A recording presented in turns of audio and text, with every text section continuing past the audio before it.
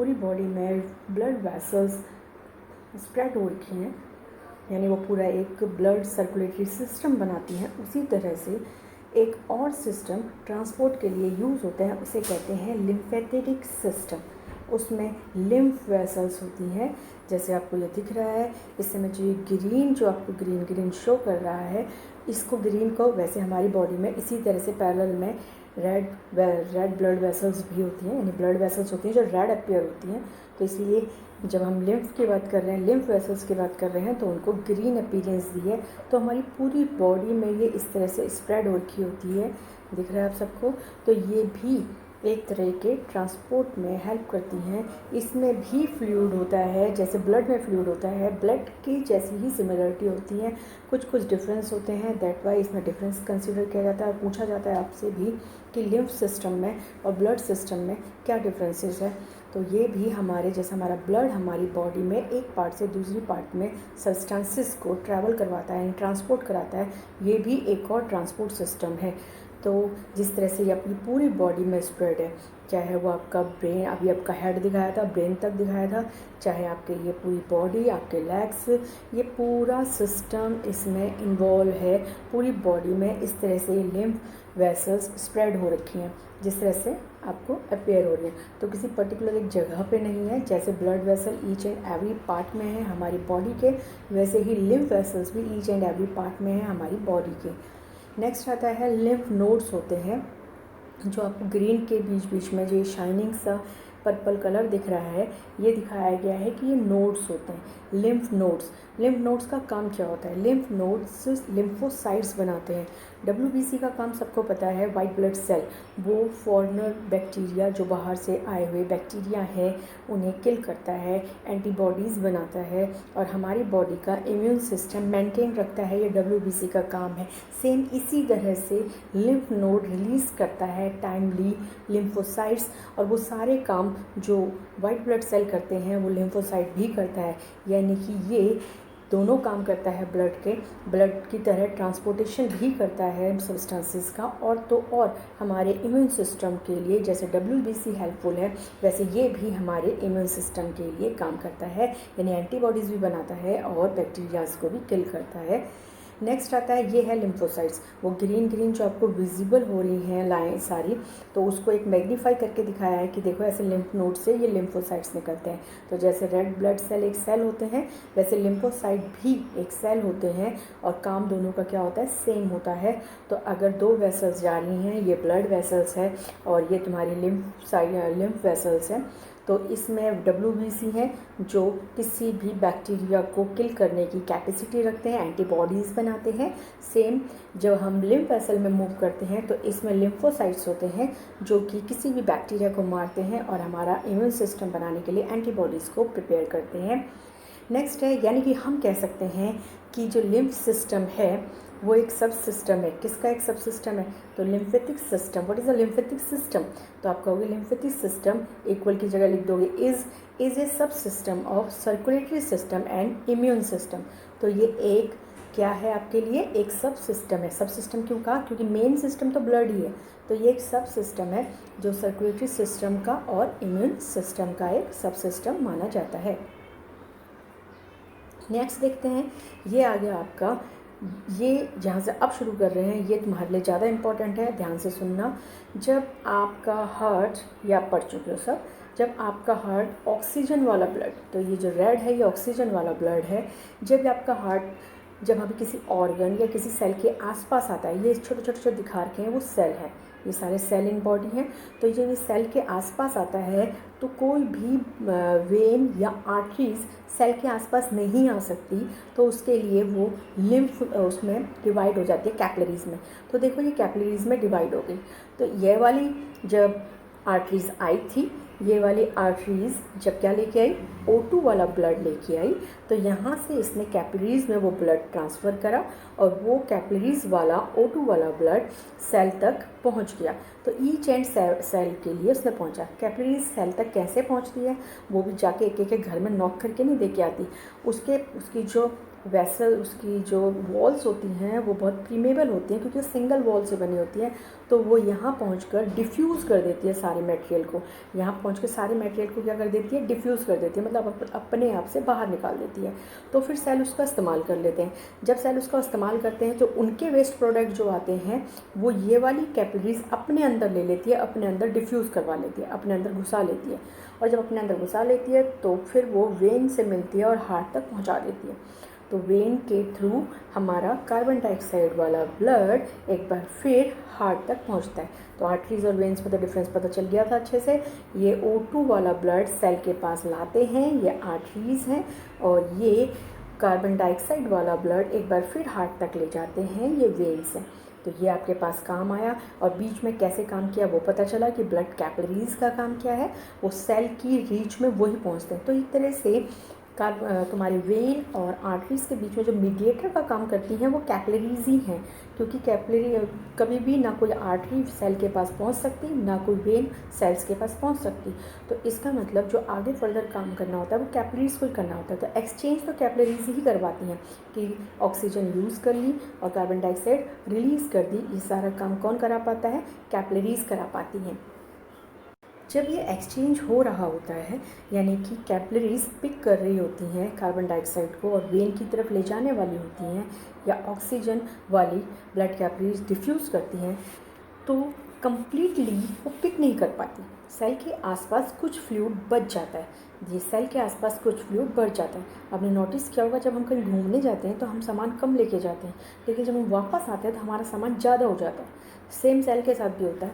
Cell को जब ये सामान देने आता है, ये आर्टरीज जब सेल के पास लेके आती है ऑक्सीजन और भी यूज़फुल चीज़ें, ग्लूकोज वगैरह, तो सामान कम होता है। लेकिन जब ये सेल इसका इस्तेमाल करते हैं और सेल अपने आप में से जो वेस्ट प्रोडक्ट निकालते हैं वो कभी कभी फ्रैगमेंट्स होते हैं। फ्रैगमेंट मतलब होता है सेल का टूटा हुआ हिस्सा। कभी कभी लार्ज प्रोटीन होते हैं, तो ये लार्ज प्रोटीन भी रिलीज़ करते हैं। तो ये कुछ ऐसी चीज़ें भी रिलीज़ करते हैं जिससे एक्सेस हो जाती है। तो यहाँ वो फ्लूइड ज़्यादा हो जाता है सेल के आसपास, और वो ये वाली ब्लू वाली ब्लड कैपिलरीज पिक नहीं कर पाती, क्योंकि सामान ज़्यादा है तो कुछ सामान छूट जाता है। जो सामान इस सेलों के आसपास छूट जाता है वो टिश्यू फ्लूइड कहता है। वो क्या कहलाता है, tissue fluid. Tissue fluid lymph का ही सेकंड नाम है, तो लिम्फ को ही सेकेंडली हम कहते हैं टिश्यू फ्लूइड। तो क्या होता है टिश्यू फ्लूइड, जो किसी भी सेल के आसपास या टिश्यू में, देखो सेल का ग्रुप को क्या कहते हैं, टिश्यू। तो ये सेल का ग्रुप है यानी कि टिश्यू है।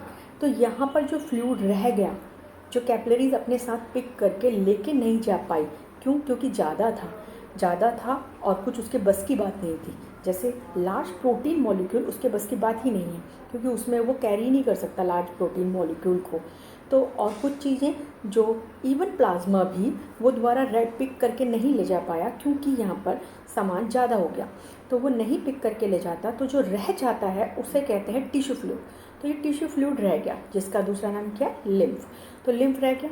तो लिम्फ के लिए अब ये सामान जाना तो है ही आगे, यहाँ टिश्यू के आसपास तो पड़ा नहीं रह सकता, नहीं तो एक्सचेंज होने में दिक्कत होगी, तो क्लीन तो करना ही है।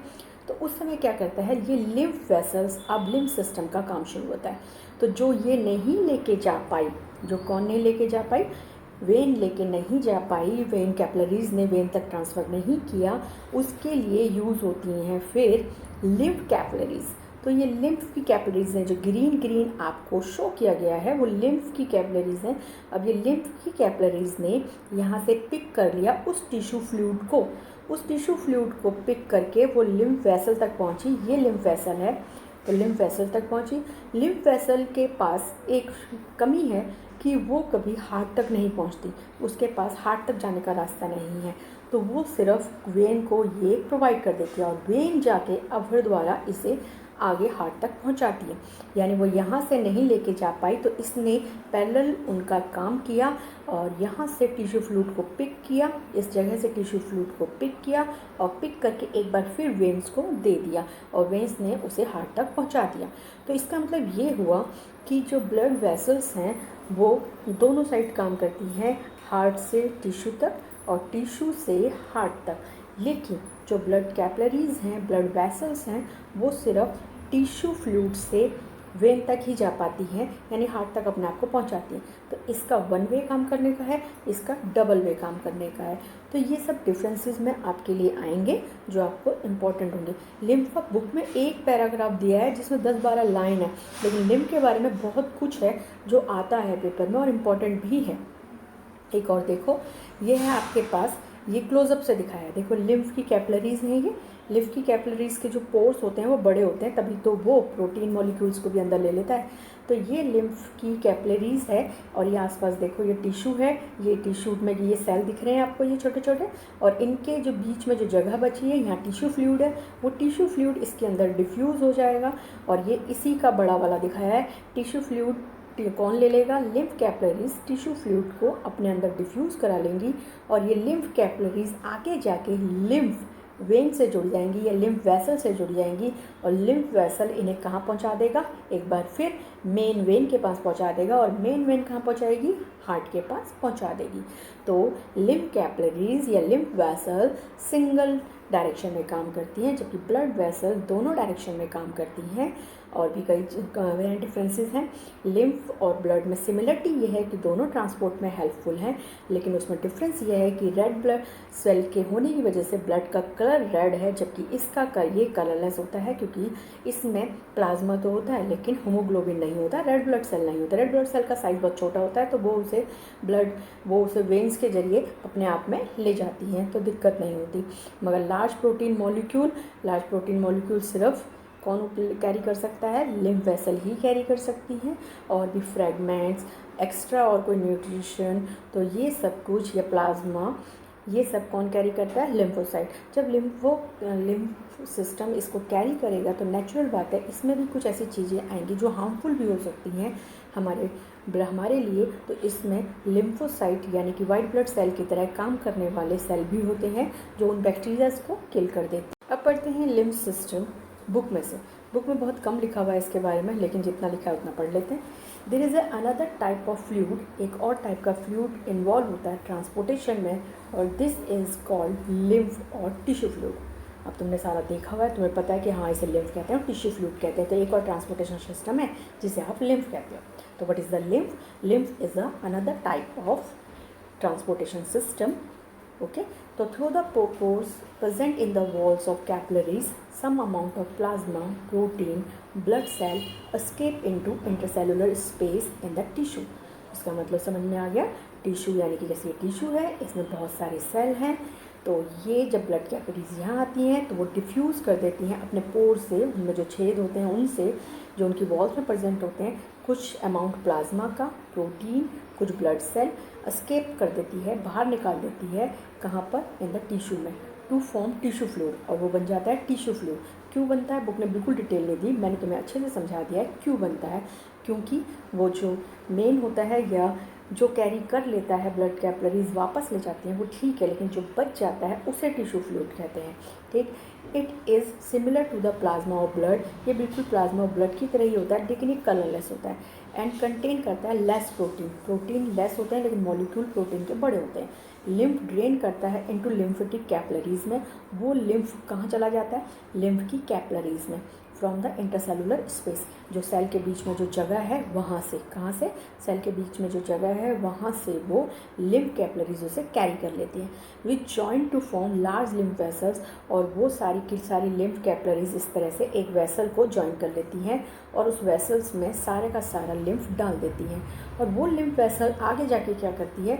That finally open into the larger when, और वो लिम्फ वेसल फाइनली कहाँ जुड़ जाती है? वेन के पास। लिम्फ कैरी करता है digested absorb fat from the intestine and drain करता है एक्सेस फ्लूइड को फ्रॉम एक्स्ट्रा सेलुलर स्पेस। तो एक्स्ट्रा सेलुलर स्पेस में, एक्स्ट्रा सेलुलर स्पेस सबको पता चलेगा ना, सेल के आसपास की जगह, सेल के आसपास की जो जगह है वहाँ जो एक्सेस फ्लूइड यानी कि ज़्यादा फ्लूइड, जो बच गया फ्लूइड, वो फ्लूइड जो पड़ा होता है वो उसे ड्रेन कर लेती है। ड्रेन मतलब क्या होता है? जब तुम्हारी नालियाँ हैं वो ड्रेन करती है, ड्रेन करते हैं मतलब एक जगह से दूसरी जगह पहुँचाती है, तो वो भी उस एक्सेस फ्लूइड को ड्रेन कर देती है फ्रॉम एक्स्ट्रा सेलुलर स्पेस से बैक इनटू द ब्लड। तो एक बार फिर ब्लड में ही पहुँचा देती है, क्योंकि पहुँचाती तो मेन वेन में ही है, तो एक बार फिर ब्लड में पहुँचा देती हैं।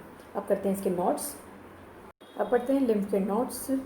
लिम्फ के नोट्स में आपके पास है there is another type of fluid also involve in transportation में एक तरह का फ्लूइड और है जो काम करता है, जिसे लिम्फ कहते हैं और टिश्यू फ्लूइड भी कहते हैं। Through the pores present in the walls of capillaries, जो कैपिलरीज की वॉल्स में जो पोर्स हैं उसके थ्रू कुछ अमाउंट ऑफ प्लाज्मा, प्रोटीन और सेल यानी रेड ब्लड सेल या वो वाइट ब्लड सेल, वो भी एस्केप हो जाते हैं, बाहर निकल जाते हैं इनटू इंटरसेलुलर स्पेस में इन द टिश्यू के अंदर एंड फॉर्म टिश्यू फ्लूइड और लिम्फ बनाते हैं। लिम्फ ड्रेन करता है मतलब एक जगह से दूसरी जगह ले जाता है नाली की तरह। तो लिम्फ ड्रेन करता है इनटू लिम्फेटिक कैपिलरीज में, वो लिम्फेटिक कैपिलरीज में घुस जाता है फ्रॉम द इंटरसेलुलर स्पेस से और ज्वाइन करता है लार्ज लिम्फ वेसल को that finally open into larger veins, जो फाइनली घुस जाते हैं किसमें, लार्जर वेन्स में and back to the heart में पहुंच जाते हैं। तो what is the lymph, how it is work, ये पूरा पैराग्राफ उसके लिए आ जाएगा, तीनों point. What is the lymph, how it is work. Next आता है आपके पास, ये है how blood different from the lymph. अब ये डिफरेंस आ गया तो, और ये फंक्शन ऑफ लिम्फ आ गया। पहले डिफरेंस कर लेते हैं। तो डिफरेंस में आ गया, lymph is similar to the plasma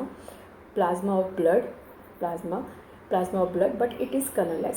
पहला difference, lymph have protein molecule than large protein molecules, lymph have large protein molecules than blood. तो लिम्फ के पास जो प्रोटीन मॉलिक्यूल होते हैं वो बड़े होते हैं। Lymph flow in one direction from body tissue to the heart, तो सिर्फ टिश्यू से हार्ट तक जाते हैं। Blood flow in two direction, body tissue to heart and heart to body tissue. सबको ये सब पता था बातें। अब नेक्स्ट है function of lymph. Lymph contain करते हैं large protein molecule, digested fat, germs, fragments of dead cell, पता है ना, डेड सेल के छोटे मोटे टुकड़े, cell from the tissue fluid से। In the tissue fluid nodes, lymph is clean by WBC। Fluid nodes में भी फ्लूइड नोड्स लिम्फोसाइट रिलीज करते हैं जो WBC जैसे होते हैं। तो in the fluid nodes lymph is clean by WBC, उनको वहाँ कहा जाता है लिम्फोसाइट। हैं वो WBC ही, वाइट ब्लड सेल ही, लेकिन वो लिम्फ कैरी कर रहा है तो दैट वाई उसे कहा जाता है लिम्फोसाइट।